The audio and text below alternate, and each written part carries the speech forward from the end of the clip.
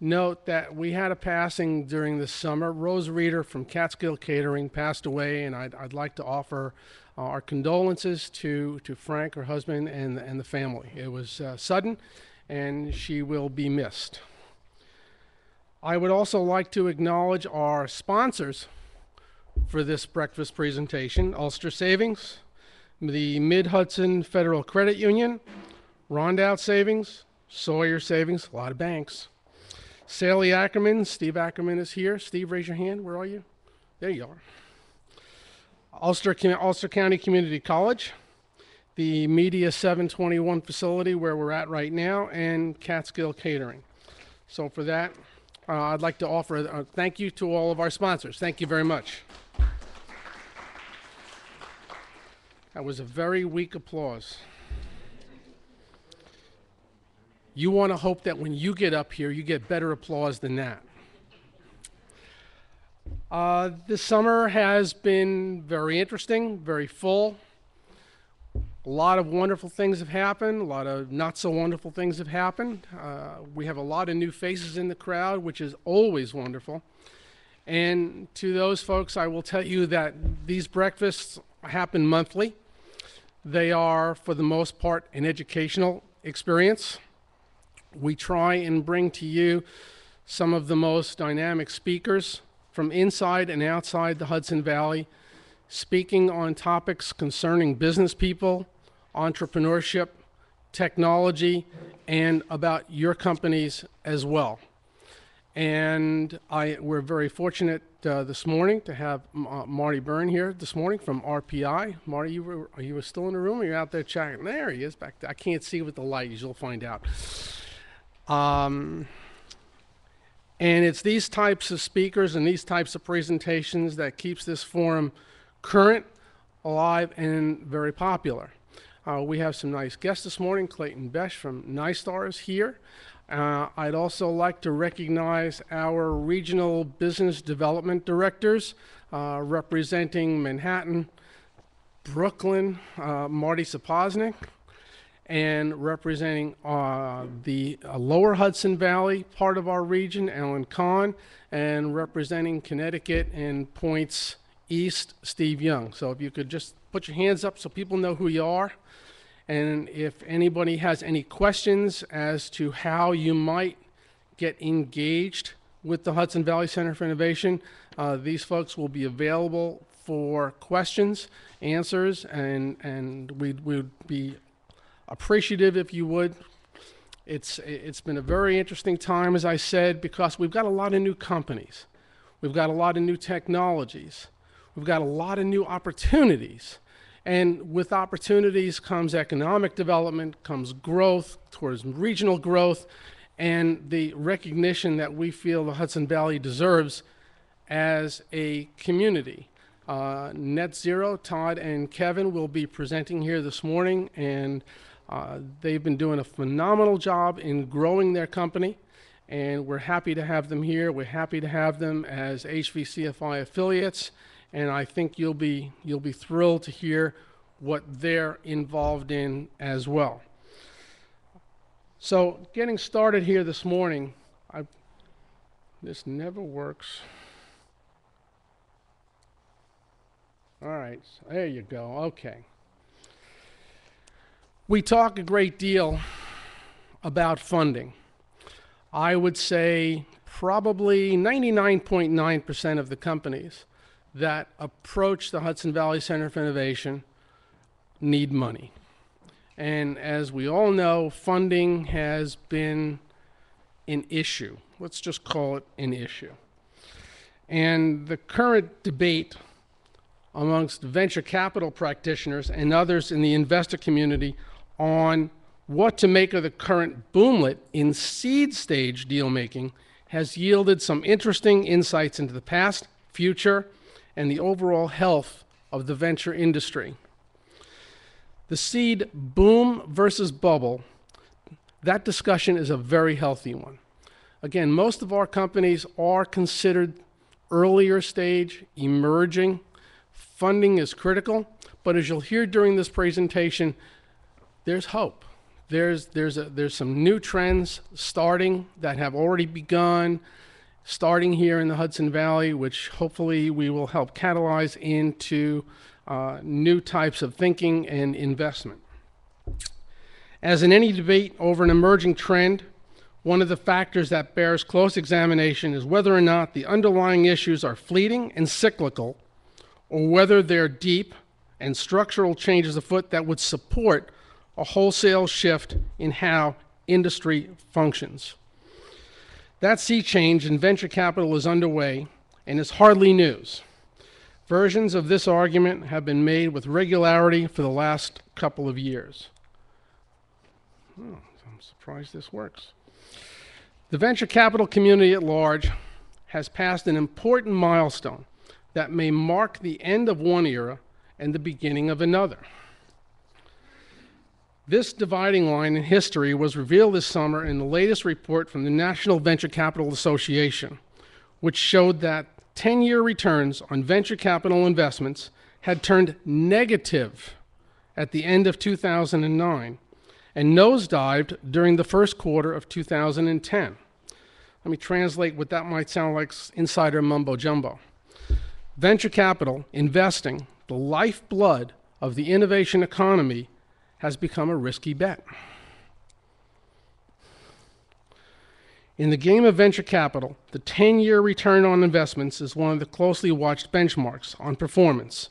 Now, everyone can have a bad year, but for the quarter ending March 2010, the return on investment to venture capital funds nationwide is a negative 3.9%. So how's the world changed? The larger problems plaguing the venture industry are really about how the world has changed since the dot-com bust. The venture industry's financial model was built on having a significant number of their portfolio companies hold initial public offerings of stock. Venture firms depend on windfalls from these IPOs to overcome failed investments and to deliver healthy returns to investors. But except for a couple of years, the IPO market has been comatose. It's literally dried up. VCs were hoping against hope that this year might finally be the year that the IPO made a comeback. But once again, that hasn't happened. According to the Renaissance Capital Group, the Bay Area has 9 venture-backed companies go public this year. That's up from 2 last year. The most notable was Tesla Motors, the electric car maker, and that represented a really, really high risk. Now, there are other companies, Facebook being one, that have pulled their IPOs. They don't need the money. So what do? So we now are faced with a new set of circumstance where IPO is not what's being touted right now. Companies are surviving on what they have, on their organic and internal growth, and it becomes a dilemma of, I won't say biblical proportions, but to the investor community, it is significant. So how gloomy is this picture? According to a venture capital survey, here we go, 90% of venture capitalists who responded expect their industry to contract through 2015. The trend is well underway. While firms have not started collapsing en masse, they have been quietly shrinking. The number of principals at U.S. venture firms fell from 8,892 in 2007 to 6,828 in 2008. As firms raise smaller funds, they need fewer people to invest. Some will argue that at least in the area of web startups, companies can be launched on the cheap, and growing numbers of angel investors, those wealthy individuals who invest at the earliest stages, are stepping in to give these companies a boost. And we have some angel investors here in the room this morning, and perhaps when we're done, we we can get some comment. But it's not just fewer startups. When companies don't go public, they don't generate the same number of jobs in their later stages. The cash raised from an IPO usually triggers an explosion in hiring. The real job creation starts far down the road after they go public. Instead of going public, the companies that do show potential now get gobbled up by the Googles and Facebooks of the world, and at the same time, giants like HP, Oracle, Intel, Cisco continue their acquisitions of larger tech companies, a consolidation trend that hurts job growth. So what do? There is a sea change underway.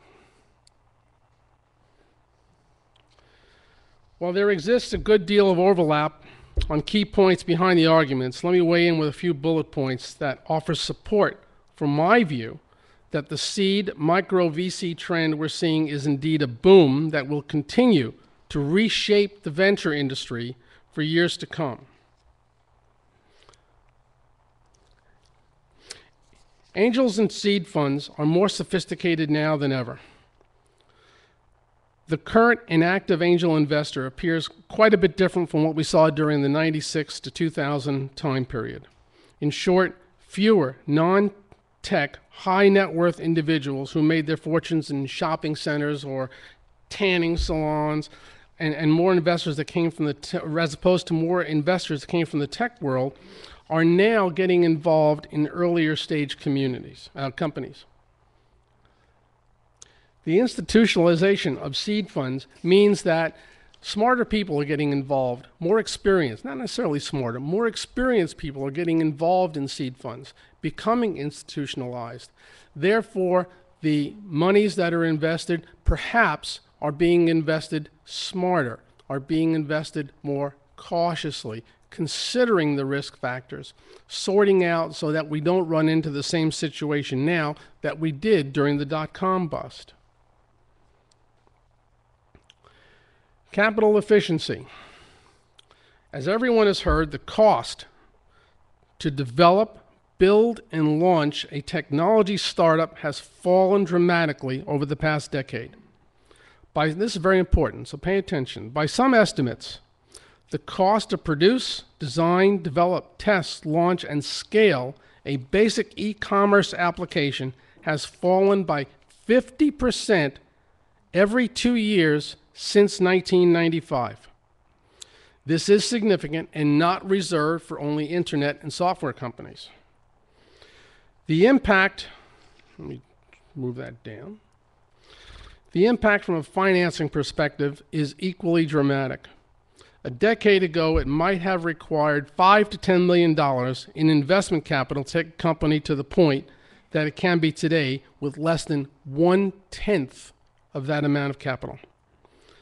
The obvious consequence is that it takes less capital to launch a startup. In many cases, it also takes less capital to sustain one, at least for this period of time. So the current trend of capital efficiency means startups get farther with less capital, negating the need for big capital raises that large established funds typically need to justify their fund.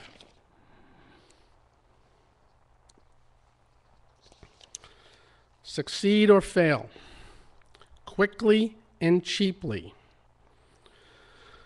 Benchmark Capital partner Andy Ratcliffe liked to say that startups needed to fail fast and cheap.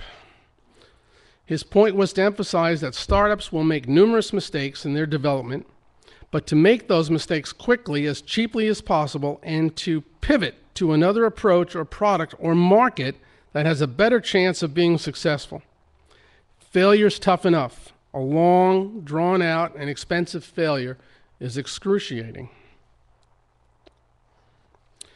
The emerging cachet of new seed and microfunds.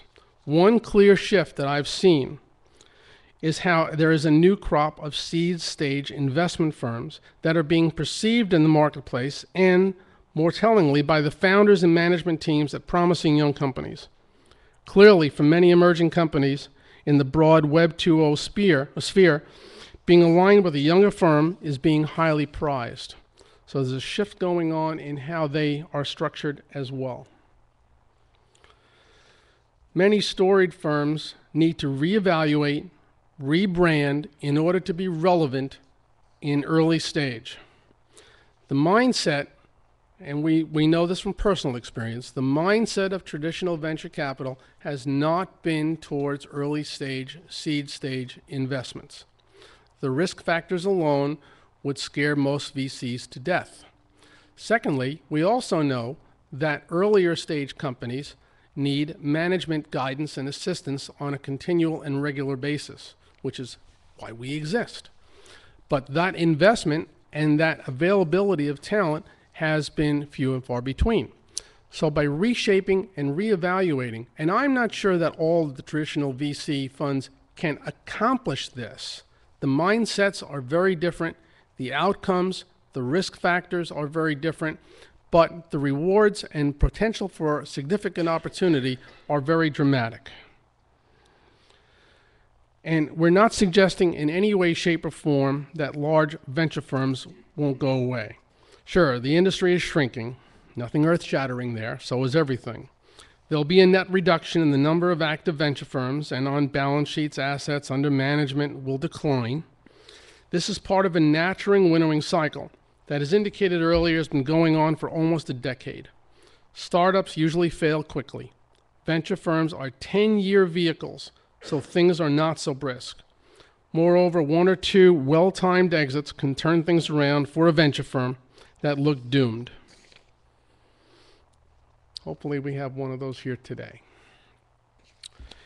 In summation, you're welcome, there are fundamental changes at work in the venture industry, which give significant and lasting advantages to seed and micro funds that can exploit this market opportunity. This boom in seed and micro VC activity is not so much a boom as it is a seismic shift in how technology companies will be founded and funded for the foreseeable future. Similarly, capital efficiency and business model innovations are not trends that will go away or be supplanted by something else. As we all know, today's technology architectures built on the past, reducing costs over time, and commoditizing things that once required huge budgets and thousands of man-hours to develop. Seed stage investors will be with us for a while, and the continued institutionalization of that segment will bring more order and structure and hopefully funding to our clients.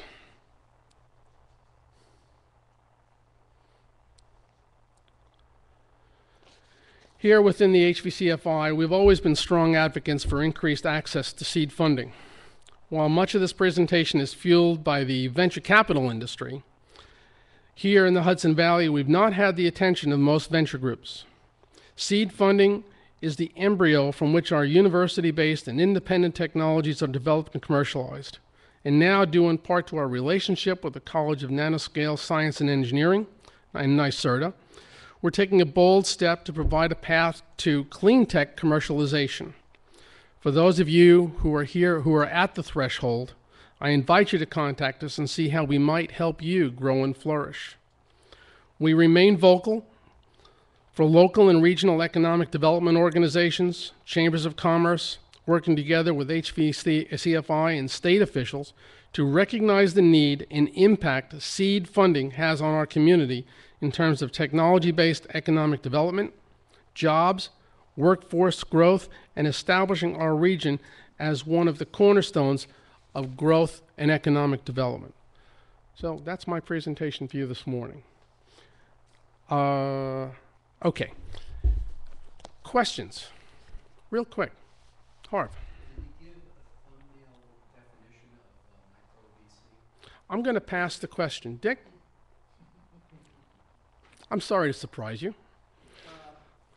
Dick Frederick, I'm in the process of actually raising an angel fund. A lot of what Les talked about this morning really hits home. A couple of very important points.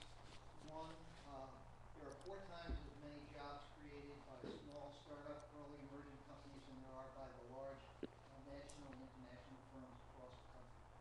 Two, in 2009, more money was invested by angels than by VCs and startup funds. Three, nationally the trend is towards high net worth people coming together to create angel investing groups rather than going to VCs. For two reasons. One, they want to get closer to their investments. They want to be able to work and mentor with these companies, which is one of the points that Les made that needs to be reinforced. It's not only about the money. If you can't provide the support and services to help those companies grow, it won't happen. There's a lot of statistics that show us that. So right now, what we're trying to do in our region is create something called Eastern New York Angels. It is a seed fund. It's a managed fund, member-driven fund, and the intent is to fund companies throughout the Hudson Valley as well as through Tech Valley and early stage companies. So there's a lot of purpose here. I think that we're going to see more of this trending happening nationally. If you look at the statistics, you see that the venture funds are shrinking to a certain extent, and you're going to see more activity on the angel side as they continue to grow and have more success. Thank you. I think that gives a pretty broad and comprehensive perspective on where we are. Moving along with the presentation, our sister agency company is the Hudson Valley Technology Development Center out of Fishkill. Tom Phillips, who's the executive director of HVTDC, and I are the founders of the Hudson Valley Center for Innovation. And here to give you a brief update on what TDC is into is Brian Rye.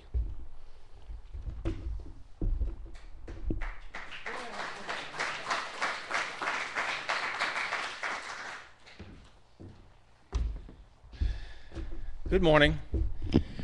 Back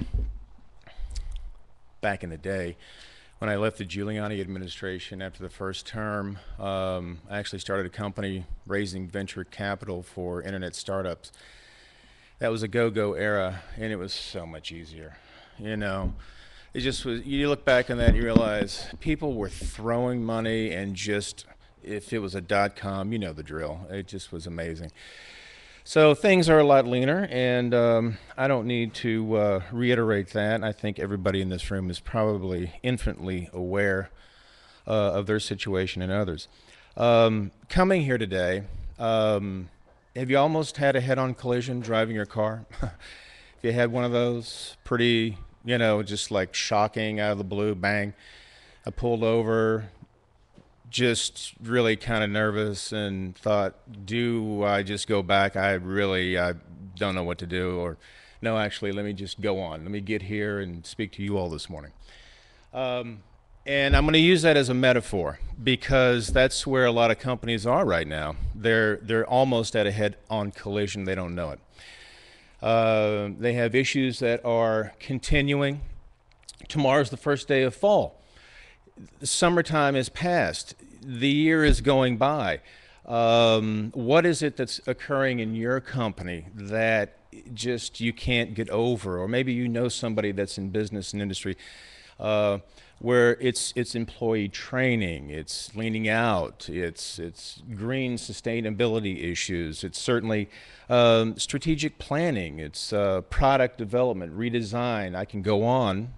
That's the commercial component of what we do. But I'd like to just point out that if there are some things that are annoying you, please give us a call. My cards are on the back table, so feel free to grab them. Let's have a conversation. Email me. Let's put you in touch. Let's try to find a solution. Let's do what we can do to assist you. Look at our website, which is, of course, hvtdc.org.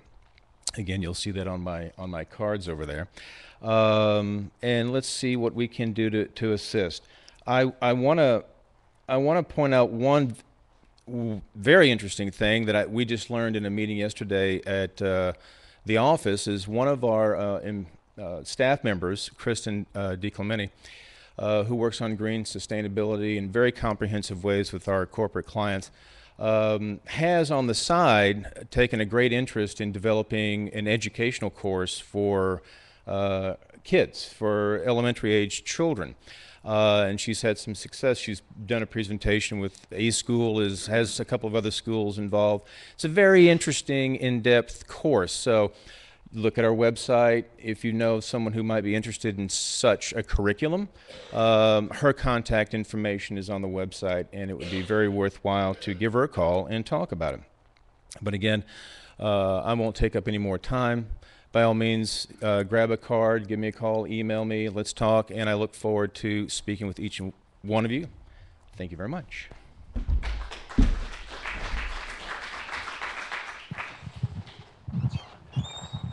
All right, I'm on. Phew. You know, this is how I stay so slim and svelte. I run around here like an idiot. This is great. I'd like to bring on stage Kevin Creamer. It looks like representing Net Zero. He's wearing a tie. This is worth a round of applause. Believe you me. Net Zero is a rising star company here in the Hudson Valley. They are involved in a very necessary and evolving niche in alternative energy, meaning the storage of energy. Recently, Net Zero, Kevin and Todd, raise your hand, Todd, presented at the New Energy Symposium down in Manhattan. And we're stacked against some pretty stiff national competition. And I think they did extraordinarily well for themselves. So here to tell you about Net Zero, to tell you about their products, their direction, and where they're going is Kevin Creamer.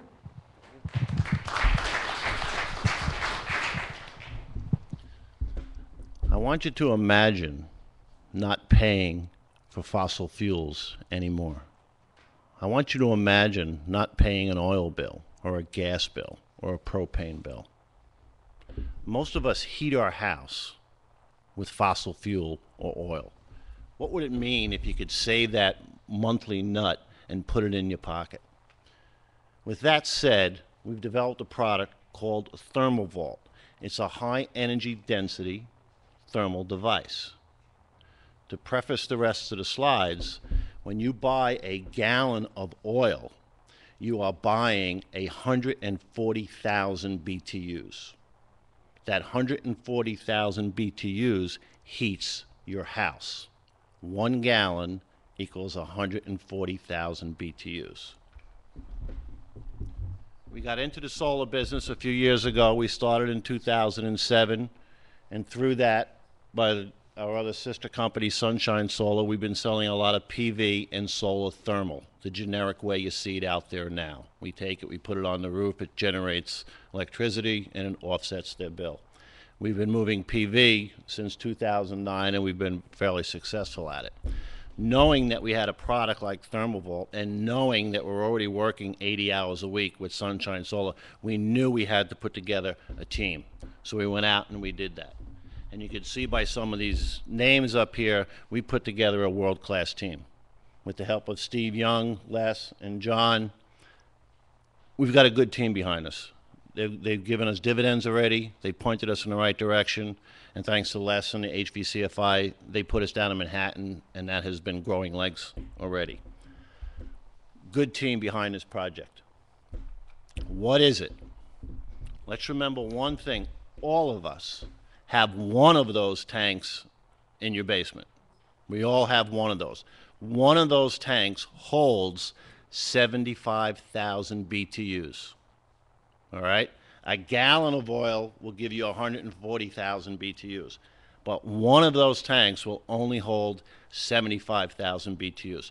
So what does this say? It says that you could have 15 of these water tanks at 75,000 BTUs stored in 1 or 2 ThermoVaults. Okay? What does this mean? It is designed for the residential and small commercial. ThermoVault can feed all and satisfy all of your domestic hot water needs. ThermoVault could solve your space heating needs. ThermoVault can make your legacy system, the boiler that you have now, run more efficient. If you add solar thermal to ThermoVault, you are actually getting BTUs off the roof and storing it in ThermoVault. That one rack of tubes will give you 30,000 BTUs. If you had 10 racks on the roof, you would have 300,000 BTUs. Wrong presentation. You could also take thermal vault and make it scalable. You could take it and insert it in the foundation of your house. You could take it and make it portable. Store the heat, those BTUs, in thermal vault, 1,000,000 BTUs in one thermal vault. Take it from Arizona, move it to Montana, and use the heat up there.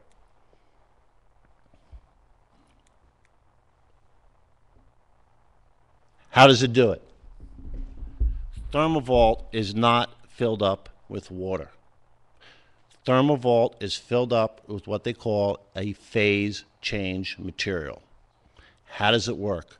Imagine that candle that you have on the dining room table.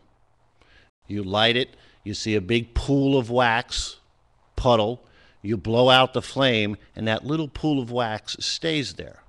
5 minutes later, you stick your finger in it, it's still hot. Wax, or paraffin, is a phase change material. What is happening when it goes from solid to molten, it's absorbing heat. And then when you blow the flame out and it goes from molten back to solid, it's giving up the heat. So if you could take a solar thermal appliance like evacuated tubes and charge thermal vault with 1,000,000 BTUs, you just offset 10 gallons of oil. You could tell your oil guy, no delivery this month. I've got the BTUs off of the roof. We have some intellectual property here, and we also have a secret sauce. The PCM that goes inside ThermoVault is a trade secret. We're not going to publish it. We're not going to tell anybody what our formula is. We're going to do just like Coca-Cola. We're going to take our recipe and put it in a safe. We also have a patent application that is ready to be filed. Along with our secret sauce and our proprietary containment system, we think we have some good protections for the product. What are the owner benefits? If you take, this is your boiler, if you take ThermoVault with your boiler, you could reduce it by 20 to 30%. Let's take a scenario. You pay $2,500 a year for oil. If you install ThermoVault, you'll save 25% or $600 a month. If you take ThermoVault and your boiler and put it with solar thermal, you could save 40 to 50%. Same bill, now you're saving $1,100 a year. Same scenario, add some more solar thermal. Get some more BTUs off your roof for nothing, which will displace oil. You could save between 60 and 100% on your oil bill. You're paying $2,500 a year now at today's prices, by the way, because when it goes back up to $5 a gallon, remember what that will be. Say we're going to reduce it by 80%, we're saving $2,000 a year. It puts your entire scenario, your return on investment, within 4 to 5 years. A sizable PV photovoltaic investment will take 10, 15, maybe 20 years to pay for. A solar thermal, which will get rid of your oil bill to the tune of $200, $300 a month, is a much better investment. If you don't do anything, this is what's going to happen. You could see, if you do nothing, the price of oil is just going to keep going up. And you look at this all 25 years. Boy, that's a long time. As Sunshine Solar, we do a lot of service work on solar thermal systems that were installed 25, 30 years ago. They're still in operation. They're still paying dividends to their customers from the Carter years. If you do nothing today, you're going to pay this. If you put in ThermoVault with some solar thermal, you'll pretty much flatline it. This will be your savings. It comes out to some $55,000 over the course of the life of this product, or just save it monthly on your oil bill. Our go-to market, we're going to market to solar installers, dealers, manufacturers, and distributors. That is our sales force. It's a reason for them to sell more flat plates. It's a reason to sell more evacuated tubes. It's a reason to sell more heat pumps. Why? Because you could take all that heat that they generate and you can now store it. Prior to ThermoVault, you would have to have a swimming pool in your basement. Nobody wants that. Now, you just have something that could pretty much fit in your linen closet. and it will also store about 1.2 million BTUs. This is our core market that we're going after. We have traction. We are a member of TSEC. We're involved in the Fort Drum and the Ashokan project. We're involved heavily in a couple of PPAs, not out of New York, out of Massachusetts and New Jersey. We do have local installs already. We have a tenant house down in New Paltz. It's functioning perfectly. We actually go back to our office and we look it up on the computer because it reports to us online how the system is doing, and it's working marvelously. We also have some interest from major New England utility companies that are thinking about leasing or renting ThermoVault to their customers on a one-by-one basis. Why? So they can save gas, so they could save fossil fuels. So we have some good traction. Our market approach is simple. We want to crawl before we could walk. We're going to push our product in all of the trade magazines, from Home Power, Solar Power, Photon International, and a Web 2.10 marketing strategy. Again, our market, we want to sell to the installers and dealers. Then they go out and they find all their customers. Solar thermal is a bigger growing market than PV is in this country today. Like we said before, we're also involved in a lot of PPAs. Once the product is recognized and you could realize the payback from ThermoVault, every PPA across the country, when it rolls out across the country, will want this product to reduce fossil fuel consumption across the board. We have competition. One, water is competition. Number two, there's a competitor over in Germany by the name of PowerTank.de, which looks like, oops, wrong way. Which looks like this. They build it primarily for the industrial space. It is also a petroleum paraffin-based product, which is where ThermoVault is a much superior. You get a better bang for your buck. Right up here, you're only doing 4 times water, whereas ThermoVault is 10 times water. What does that mean? Instead of having that one tank at 75,000 BTUs, now the tank could hold 750,000 BTUs. Your normal house will use about 4 to 5 gallons a day of oil. 5 times 140,000, 900,000 BTUs. ThermoVault could hold 1 million BTUs. So stick the BTUs in there off of your roof and heat your house for nothing.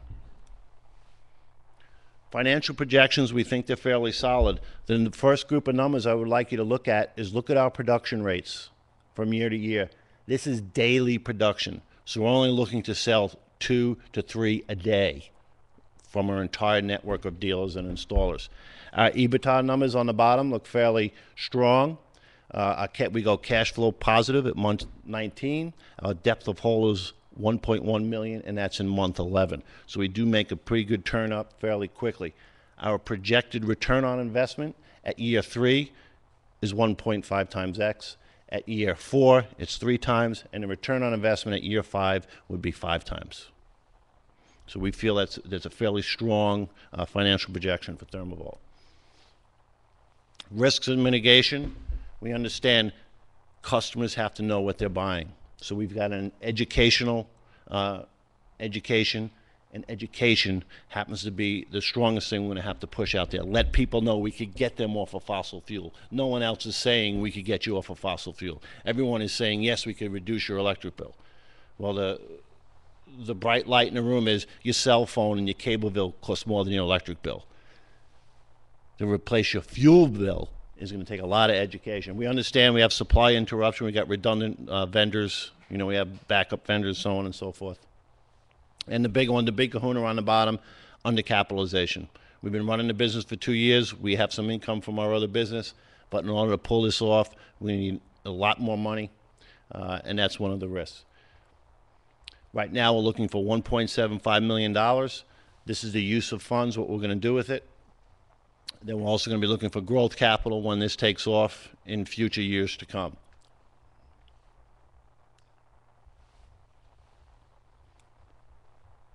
To wrap up, ThermoVault is new. We want to get it out to the market. It's focused on the renewable energy sector. The funding needs have been identified. We have plans for the funds as we've laid out. An experienced management team has been put into place. ThermoVault, we feel, will be the new gold standard in the thermal storage and efficiency area. Thank you very much.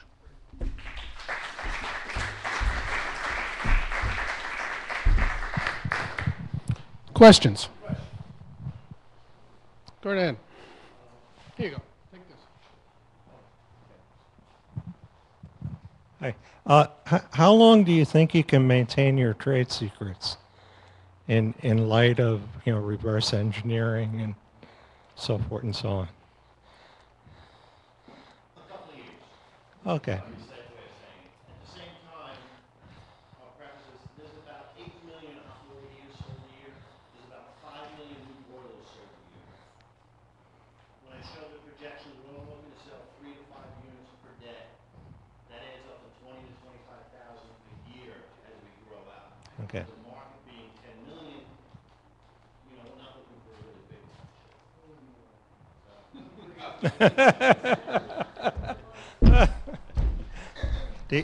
The other question is, you also are pursuing some patents, I assume, Yes. and those obviously are not in conflict with your trade secret material. No, we have a list of patents. We have the first one ready to go.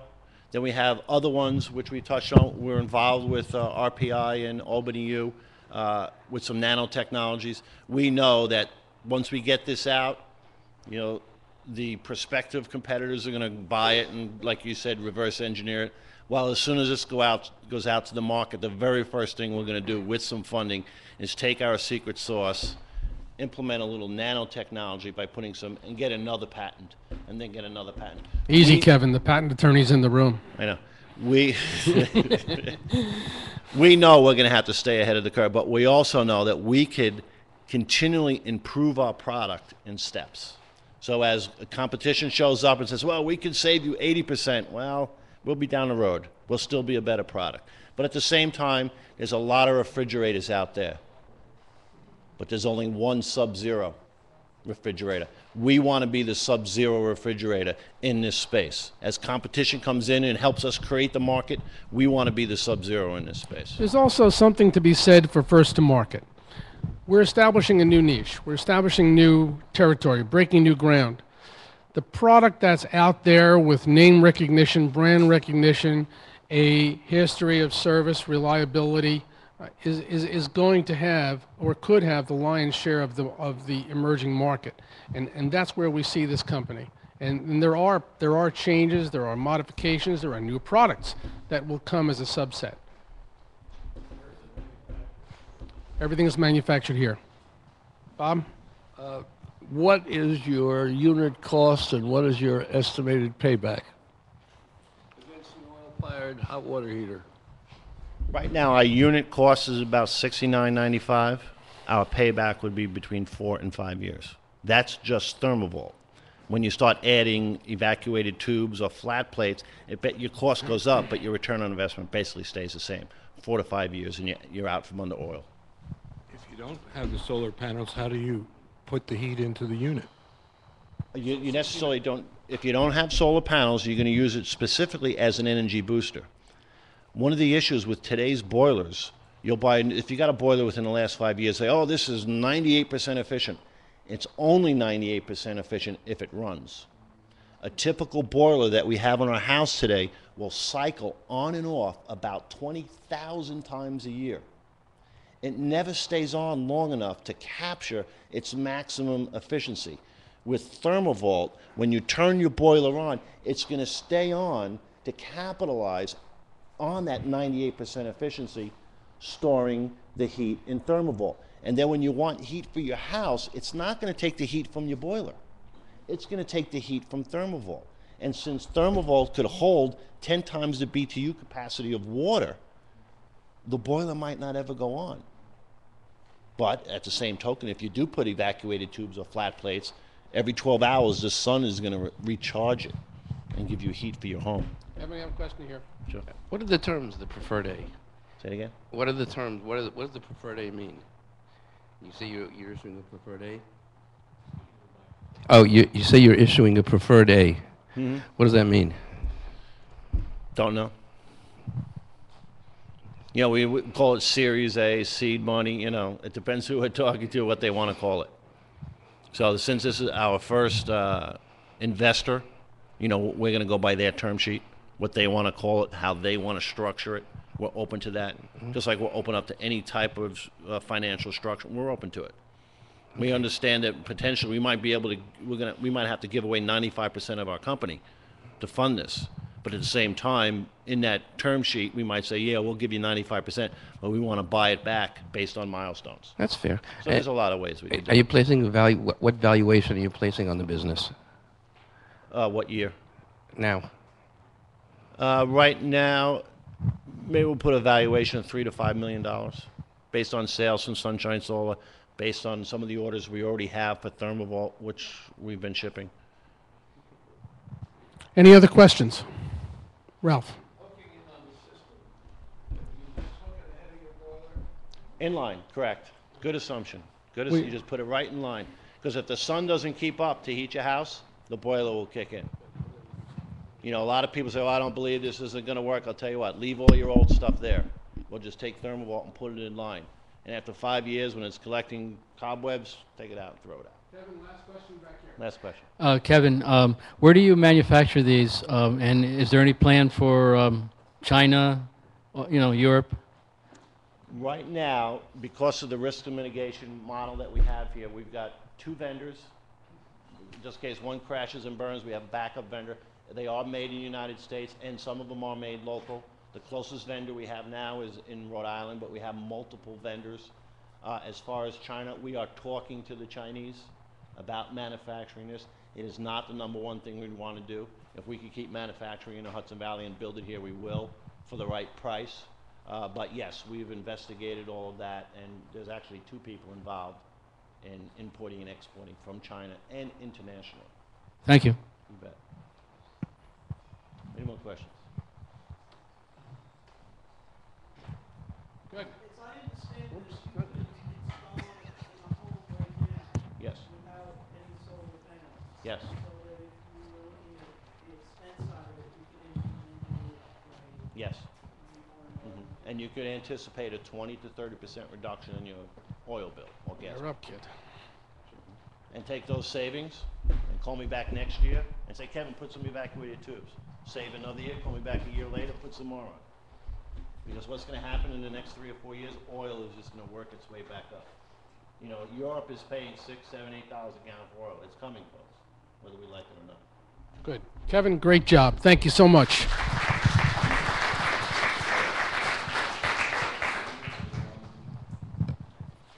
All right, now I'd like to introduce our guest speaker this morning, Marty Byrne. He's the Associate Director for the Center of Future Energy Systems from Rensselaer Polytechnic Institute. We've known Marty for a long time. He's worked on some of our projects with some of our companies, and we're thrilled to have him this morning. I think it's going to be an exciting presentation. Use the bottom button to go forward. Bottom button forward. Don't ask the logic. There is none. The laser pointer? The laser pointer is this button here. Yeah, that's the last slide. Can we go back to the first slide, please? One never knows. No, not that way, please. Not that way. Go back. Can you go back? Yeah, thank you. Okay. So what do you got here? You can push this one. Go to the, is that the next one or the No, last one? that's the last one. Okay, this bottom button to advance it. Okay, bottom button to advance it. The round button for the laser pointer. And you can use that mic or you can use the handheld, whichever you prefer. Good. Good morning. My name is Marty Byrne. I'm with RPI Center for Future Energy Systems. It's a pleasure to be here this morning to have an opportunity to talk to you about renewable energy. And my premise today is that the time is now. The Center for Future Energy Systems is one of the NISTAR-funded CATs around the state, Centers for Advanced Technology. And we want to be, our specific focus is in a number of the renewable energy space here. All right, let's see. Okay, So again, we're the Center for Advanced Technology. Our main goal and objective is really to find and work with industrial partners around the state, facilitate the technology transfer, and when we can, we work with company partners to go out and try to find STTR or SBIR type funding opportunities. NISTAR has invested about $109 million in the various CATs around the states over the last 10 years, and the impact has been very positive, over $4 billion. And you can see here 5,000 jobs, about $1.6 billion in increased sales, and about $700 million in company cost savings. So these are pretty substantial results. Our center, in particular, we focus on these technology areas. If you look at renewable energy, it's going to be in the wind, solar, thermal photovoltaic, solar thermal as well. It's nice to hear the thermal vault presentation and net zero. We also have a laboratory that works in fuel cell area. Electrodes, membranes, catalysts. We're doing some work, testing and characterization work. We'll talk a little bit about that later. Energy efficiency, smart lighting and displays, as well as buildings. And again, I'm going to go through some slides here a little later to give you that. On campus, we also won a $1 million award to do distributed energy testing, distributed energy resources and how it impacts the grid. So we have a simulated test bed on campus. And we also have some expertise in our electrical lab where we're doing phasor measurement units around the state and around New England. And last but not least is something new. We partnered with Syracuse and Stony Brook for the regional hub for New York Energy Policy Institute. And so we're coordinating and we'll be kicking that off at the Advanced Energy Conference in November. So these are some of the things we do. We work with Cornell as our partner. We share the funds from New York State with Cornell. But we've also reached out to Clarkson, Syracuse, Alfred over the years on CAT development projects. And we've done some work with both of those colleges. So again, my role really is to go out and try to get sponsored company research agreements with industrial partners. And if we can, do technology transfer and licensing as well from some of the intellectual property that we have on campus. And work with companies even on business plans. We worked with Ioxis out of Oneonta to put their business plan going back for supercaps. But I had the fun job, I guess, today of talking about renewables in a little bit different detail than I normally do. So that's really what I wanted to do today. And I want to go back and talk about three areas really. We're going to go through the renewable space and where some of the current technologies are and where they're going. We're going to talk a little bit about funding and where the opportunities are. But first of all, I guess I want people to think about a world without oil. And I don't know, the first thing that comes to your mind when you think about that, I was kind of fooling around and said, Mad Max is one of these crazy guys. It talks about that movie, Social Collapse. It's based in Australia and how wild things got. The reason I bring this up is because it was a premise that came up on campus in our School of Management. And as such, I wanted to go back and research, well, what does a world without oil really mean? And when is that going to happen, potentially? So, as all good search engines are out there, you start with Google and you always goes to Wiki. And if you look up peak oil on Wiki, you'll get 196 references. And it's very interesting reading. And it was a sidebar for about 2 days. Luckily, my boss was out of town. But, if you look at this, a guy named Hubbard back in '56 put together, he was wondering about the U.S. mix of oil and when it was going to run out. And then subsequently, it's been a global model. It's a base model. It's not specific, but, it shows, way back when, you had this first one was done in 1950, and you can see what their proven reserves and what their future discoveries and what they thought. And that peak is somewhere around Well, right about where we are right now. There's more recent work that's going on. This is a peak oil, by the way, is a definition is maximum rate of global oil production. Okay. This other curve is a depletion curve. This shows you when oil potentially is going to run out. And you can see that depending on where you are, who you are, if you're T-Boone Pickens, if you're the Saudi Aramco, if you're BP, BP is quoted in here quite extensively, and they do a really good job of putting together information. And there's another company in here, the Columbia Energy Research Association. So depending on your view, oil, if you're an optimist, 2020 with a maybe 100-year plateau. And we've already gone through 1.1 trillion barrels, and that there's probably 2 trillion barrels more out there to be had. And if you're a real optimist, you might even say 13 trillion. But that's really stretching everything. If you're a pessimist, you say it peaked already, there's a 3% oil decline, and that's on conventional oil. Now, conventional oil, what's conventional oil? Well, what it's not is oil shale, it's not oil sands, it's not biofuels. So all these would be additive to conventional oil.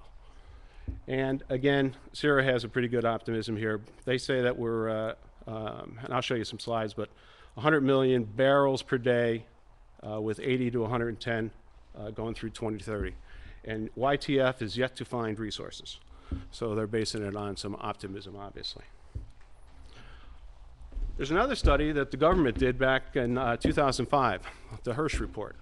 The Hirsch report's interesting from the standpoint that it talks, and I'll just summarize real quickly here, that it's going to happen within a decade, that the economies are going to be very impactful, especially in the United States, that it better not be abrupt because that could be a revolutionary kind of problem, an issue, and that we need to find fuels for transportation and large amounts of substitute fuels for transportation. So renewable energy, time is now. Right now, the U.S. consumes about 18.7 million barrels per day. The number to remember is about 286 billion gallons per year. That's going to be important later. If we say that 2/3 of that, or about 190 million gallons, is oil, or I should say is gas and diesel, and probably 150 billion is the gas part of it. Keep those numbers in mind. But again, you know, fossil fuels are exhaustible, and we haven't even talked about the climate change impact yet. So what's happening out there? Well, here's the U.S., and this is, again, 2009 top global users of oil. And over here we have China, 8.6. China had the capacity to build 5 million cars going back to 2005. Anybody want to guess on what their capacity is today? 13 million cars. So in 5 years, they've almost tripled their production of automobiles. So the projection is that this circle over here is going to be something like that in pretty short order, and with plans to continue production of automobiles, granted smaller automobiles. The same is true of India, which is right here. So at 3 million barrels per day, that's going to rise substantially. Interestingly, our projection for the United States is going to go down. Probably in 2030, it'll be down 30 to 40%. So that's pretty amazing. We've had the recent incident out in the Gulf that everybody is well aware of. So that generated about 140 million gallons, about 6 hours of usage here in the States. But you know, had a tremendous impact and got a lot of people out there really touting conservative views on oil production. And of course, we all remember the Exxon Valdez. So that was about 1/10 of the size of the spill that we had in the Gulf. Why renewable energy sources? Every time we get a hiccup, and we know this from the OPEC oil embargo or the Iraq-Iran war, we get these major spikes, and of course they correlate with the price of a barrel. So price sensitivity is a very important issue when it comes to our supply and demand situation. And then the last but not least is the global climate impact. And you know, we've talked about fossil fuels. 81% of our energy is derived from fossil fuels. So that's coal and oil, the major players. And you can see that, and these numbers are a little light, I think. This is going back to 2000. But, you know, we're talking about cumulative 9 billion tons of CO2 per year. So, just to recap a little bit, so U.S. petroleum, about 69% of that goes to convert to gasoline and diesel. U.S., we long ago went through our maximum, but there's certainly now some new renewed interests out in Colorado, what they call the oil shale deposits, 1 trillion barrels. We also import about 3 million barrels from Canada. I've been up to the oil sands in the Athabasca region of Canada. It's pretty amazing to watch them mine oil, and it's a pretty efficient operation. And they can do it and make a lot of money when the price of a barrel of oil is $50 to $60.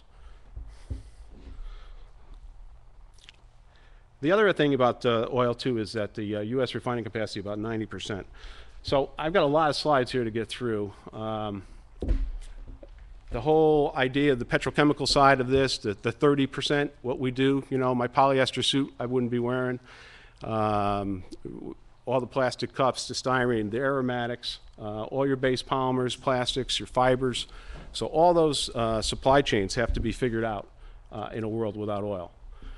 Let's just talk real quickly about electrical capacity. Right now, the way in the U.S., we have coal representing 49% of our mix.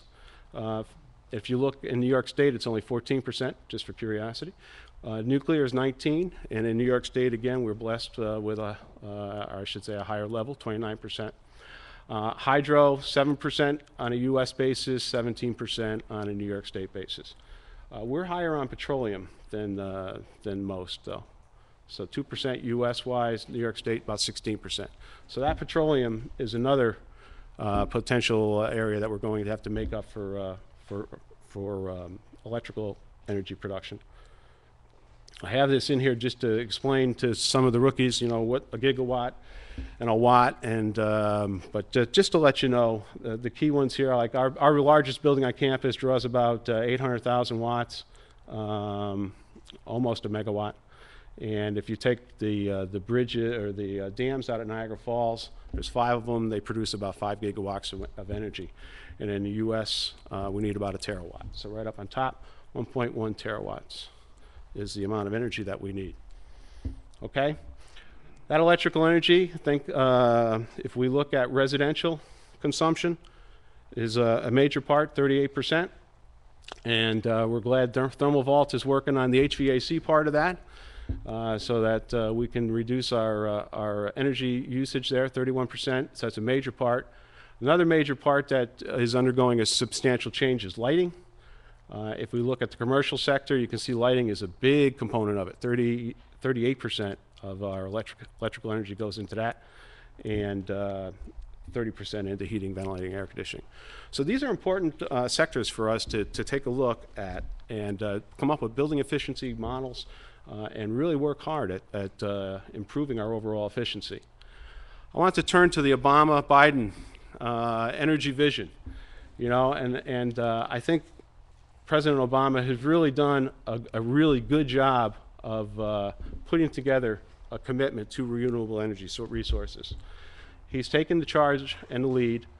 He's looking at 10% by 2012. We're well underway to make that. If you remember the other numbers, we had 6 in hydro, 2 in renewables, so we need 2 more, and I'll show you where we're going to get them.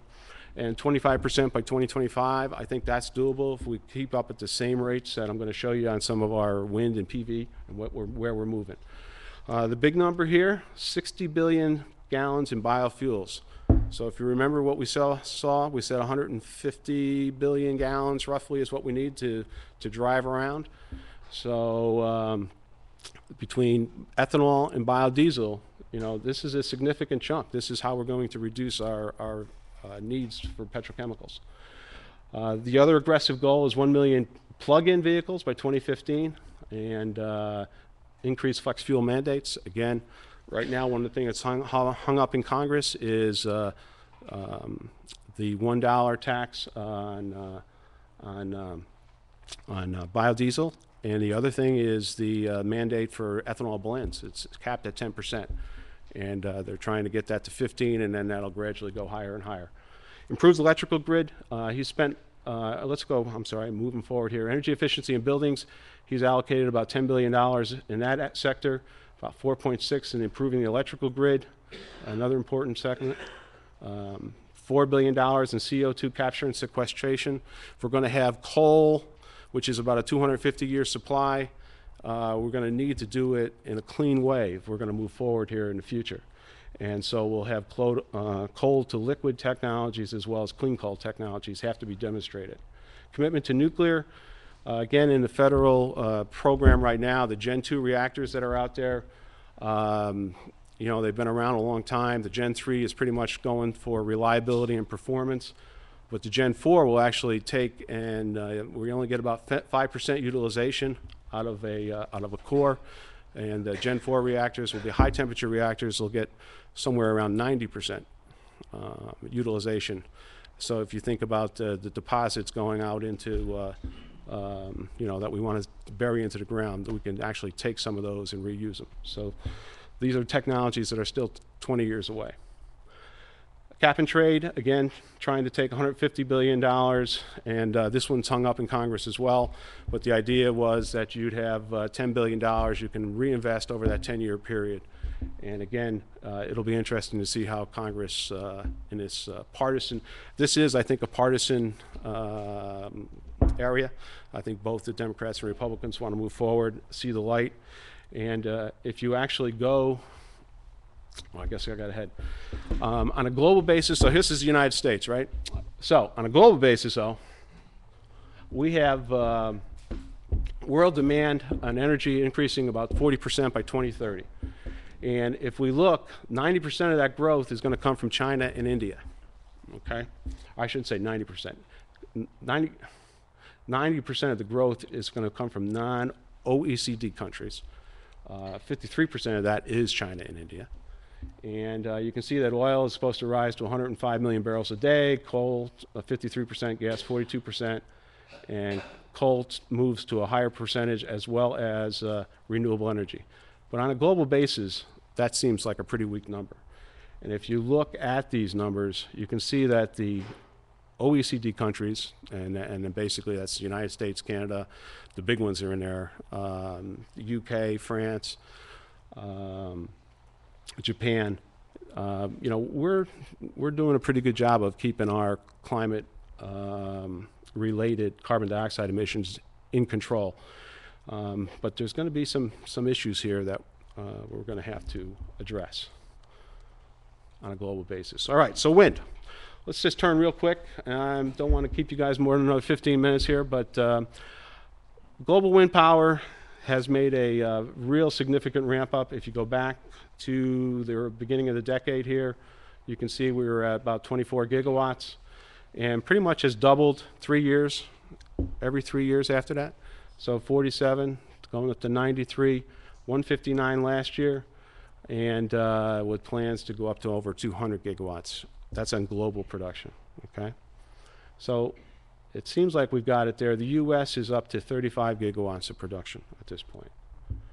We've got a couple of major projects into play, offshore wind projects that hopefully the New York Power Authority and the current administration can get approvals to move forward, both in Long Island and on the Great Lakes projects. And of course, there was one that is kind of the showcase one was on Cape Cod, and that offshore project has just gotten approval to move forward as well. So I think we're going to see some increases in offshore wind. The issue with this, of course, is it's intermittent power. As an intermittent power source, you have to have other resources ready to come online at very quickly. And you have to have potentially some battery storage capabilities as well. So predictability is a real key to large-scale wind integration. The International Energy Agency estimates that if we are going to pursue big wind projects that be additional $1.8 billion in T&D, transmission and distribution expenses, will be needed by 2030. And again, some amazing statistics last year. You know, the United States was great, 39% growth. Look at China, 100% growth. Okay, so they are getting the message as well. On a U.S. wind power basis, you can see that U.S. growth, 2.5 gigawatts up to 35, 2% of U.S. generation. An interesting number is 39% of the new generation that the U.S. put in last year was wind power.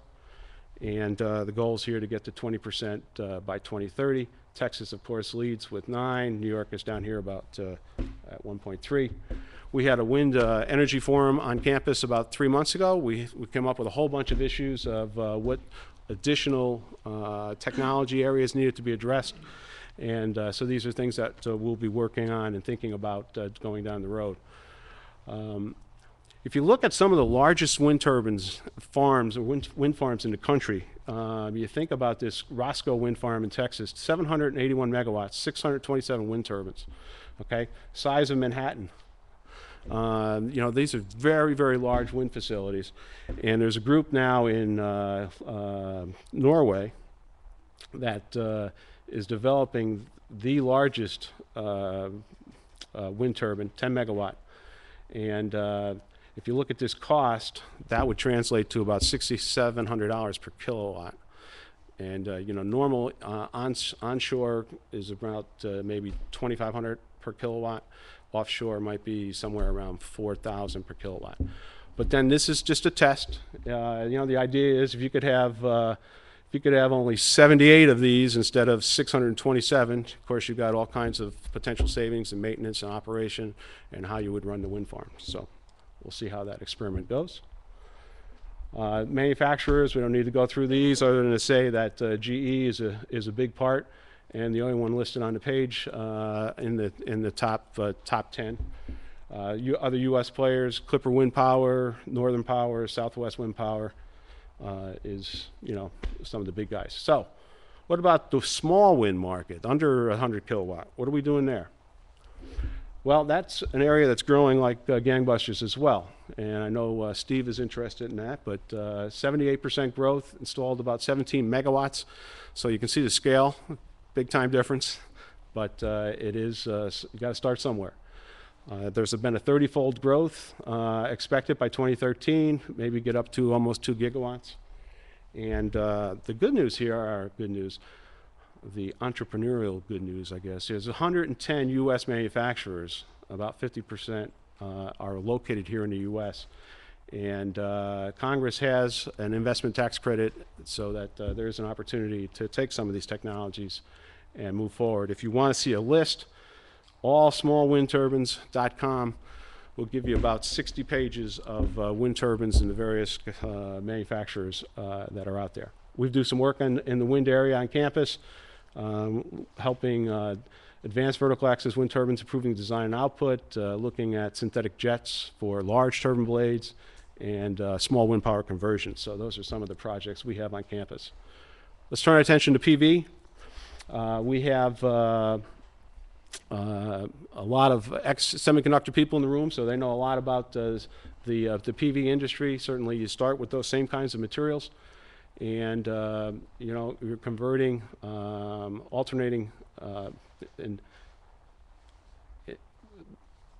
just to make sure people understand, when you generate PV systems, you are generating a direct current, so you have to have inverters, and inverters will turn that current back to AC to put it on the grid.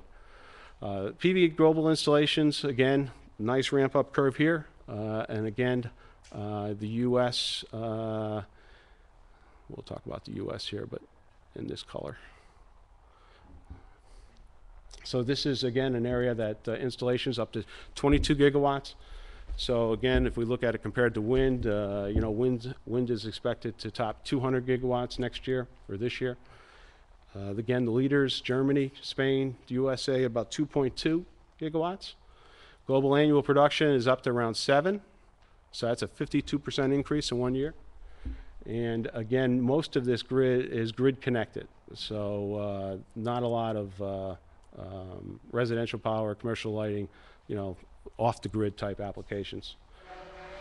Let's see, the major, one of the major things going on in PV is that the global thin film solar market is expanding rapidly.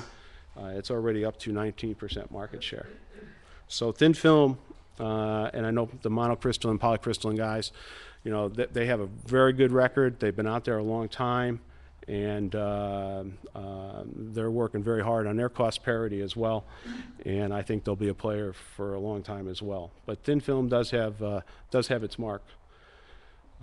Don't need to go through all these per se, but the leaders statewide, you know, California obviously is leading the show here, and if you're real interested, you can go into NREL and you can look at all the theoretical conversion efficiencies of all the different technologies.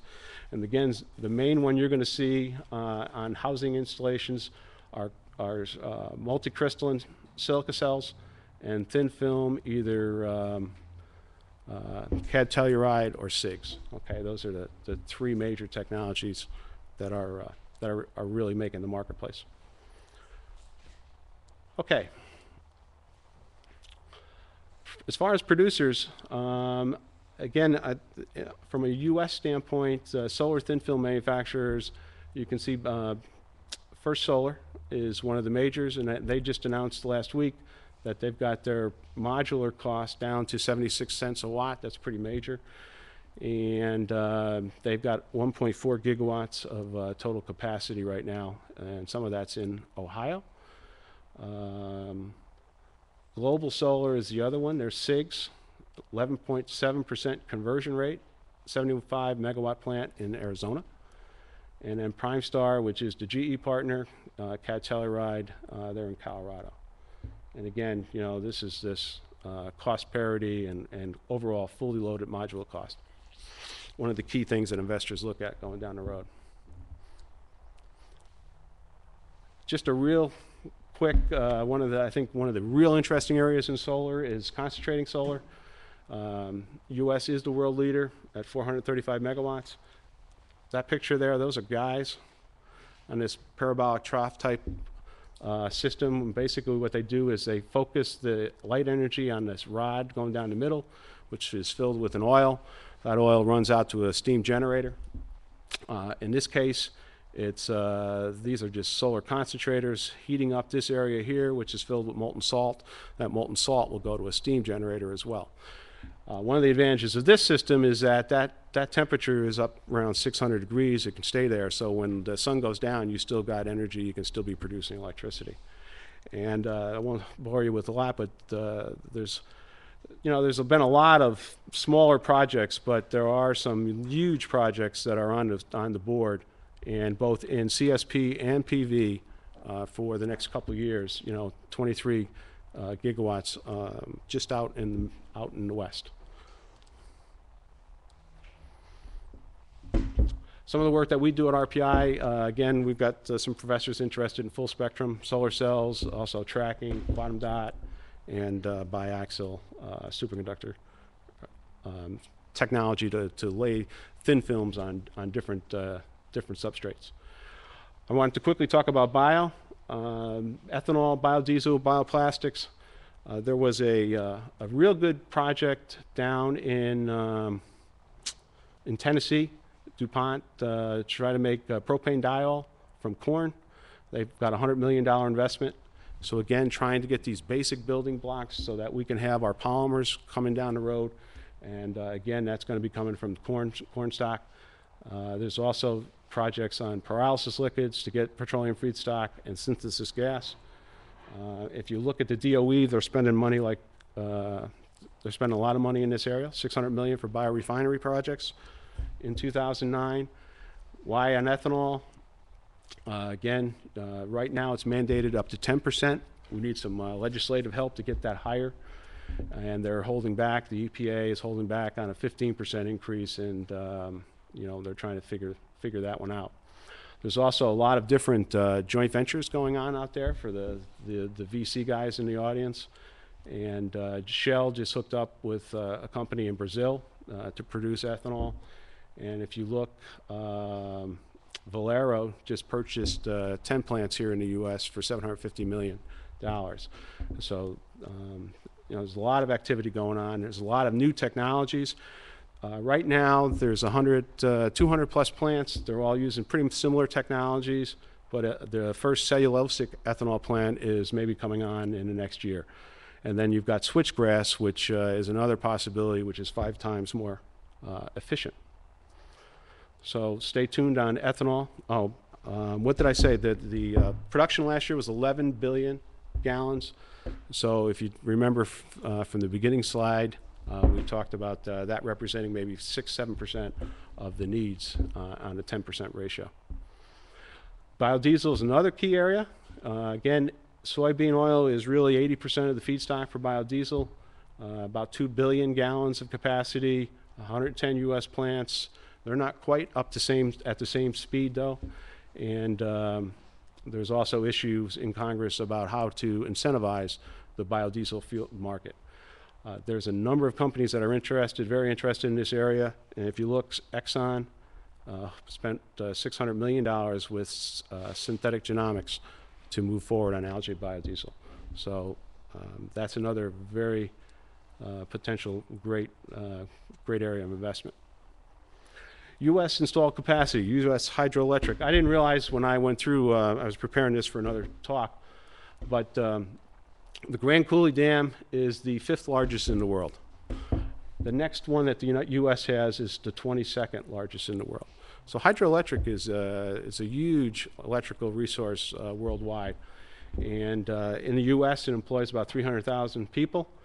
And surprisingly, when you look at the International Energy Agency report, it doesn't show much growth in this area. But the people at National Hydropower think that there's growth potential from 23 to 60 gigawatts. So, and that's just in the U.S. It is also the #1 pump storage. So if you're looking at battery storage technologies, pumped hydro is actually the #1 reserve electrical power in the U.S. Building efficiency, a lot of work going here. Anna Dyson was the keynote, at the Solar Energy lunch forum a few months back in the spring. And she's doing a lot of work in the wind solar environment. And they're looking at integrated building wind, integrated building solar, indoor air, and water purification systems. She also has a curtain wall out in the marketplace. That is a 8x10 curtain wall that can generate both electricity by optics. She concentrates the sunlight to a triple junction solar cell to create electrical energy, and then can also have passive solar water heating system here as well. This just got put into the Syracuse Center of Excellence new building that they dedicated in the winter. So they'll be ramping up and doing performance studies on that particular module. And the game plan would be hopefully to turn it into something that can go into many different types of buildings. At RPI, we're doing a lot of work in integrated systems research, whether it's combined heat and power, distributed energy, intelligent controls, lighting, energy storage. So again, a lot of different technologies that we're working on campus. And in the material side, which is another one of our strengths, if you look at crystalline solar cells, thermochromic powders, thermoelectric conversion, all technologies that will be interesting in the future for energy. Solid state lighting, another area. We just had somebody on campus. They're talking about an increase here of, I think, moving this to a $13 billion market by 2015. And basically 25% of all electrical energy is used for lighting. So again, another major area.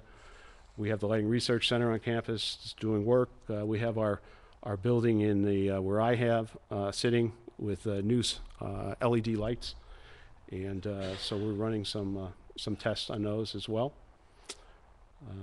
And the lighting research looking at DC power grid for building interiors. So actually taking that, your standard lighting is AC, of course, and we're looking at ways to put modules in place for lighting. Okay. We also recently just got the smart lighting research. There's additional work. There's fuel cell work going on campus. For those in the group, understand that, you know, basically in a fuel cell, you're taking fuel, hydrogen, you're coming into an anode with a proton exchange membrane. You get electricity flowing in one direction, protons go through and combine with oxygen. Out comes water, heat, and of course, you've got to have this very expensive platinum catalyst to make this all happen. It can drive cars, it can drive airplanes, but it's a technology that's a ways away. Stationary market is one major market with less headaches, but auxiliary power units up to, say, 50 megawatts, and UTC and fuel cell energy out of Connecticut are probably the two powerhouses in that area. The mobile market's been played. There's been a lot of work and effort going on in the mobile market, but just recently, Secretary Chu cut off funding in this area, so, and then reinstated it. So we'll see how that's how that all plays out down the road. The technologies, again, that you'll hear most talked about are proton exchange membrane and solid oxide fuel cell. The top two. We do work in all these areas as well, in those two areas. So polymers, electrodes, materials, and controls. We have a fuel cell lab, and Dan Lewis is one of our guys there, who's doing some work. Fuel cell obstacles, I already mentioned. One is just the ability to get these assemblies out there with good life. And you can see you got 2.5 as much energy to build fuel cell as will be derived from its service life. Don't know if that's really the case. I haven't had a chance to research that. But right now, fuel cell cost is very expensive. You know, you've got $100,000 just for your fuel cell in a car. So for now, that's going to probably take some time to figure out, and we may be a decade or two away from that technology. On the material side, I don't want to take up too much time, but we have a lot of expertise in technology. We're doing work in distributed generation as well. We have this test campus, test bed simulator on campus, and it's looking at how distributed generation would impact a full grid, and what the impacts would be on loads, on the sources, the interplay between the two, how to stabilize the voltage, and again, this is in our High Bay area in Johnson, so we're doing some of this work there with solar, fuel cell, and a wind generator. We'll also put on battery storage here at some point down the road. I thought I'd just finish up with clean tech venture funding, since that was a topic earlier, but this market is about $162 billion last year. China outspent us by almost 2 to 1. Last mentioned Tesla, $704 million IPO VC money that happened just recently. And if you look at the, where did I get this from? VC investments in green industry. Oh, it was CB Insights. But renewable energy is a big part of the portfolio. If you look at where the government's spending their money, these are the types of technologies: building efficiency, storage, carbon capture, direct solar cells, and down the road, electrical energy storage, grid scale, building efficiency. So that's where the government seems to be interested in. And if you look at the hubs that they're putting in the United States, and these are major investments, $125 million. First three, fuels from sunlight, operational simulation of nuclear reactors. Again, important because it can take you 7 years to run an experiment. And so these modeling and operational simulations are really going to enhance the capabilities to move that technology forward. And then energy efficiency in buildings. The next big one that's coming is storage, and we think smart grid, and that should be out next year. So I've taken up a lot of your time, but again, we're interested in company-sponsored research. We can bring expertise to bear and look to work with anybody in the room for collaborative research agreements. I appreciate your time, and have a great day. Thanks. I need to go too long. Does he know a lot of stuff or what? Marty's going to hang around for a little bit if anybody wants to ask any questions or identify one of the points of interest in any one of the slides. He's got all the information. Thank you all for being here this morning. We ran a little over. We started a little late, but that's showbiz. I hope you all enjoyed it. Come back next month. We have a great speaker lined up, another company presentation, and have a very productive day. Thank you all.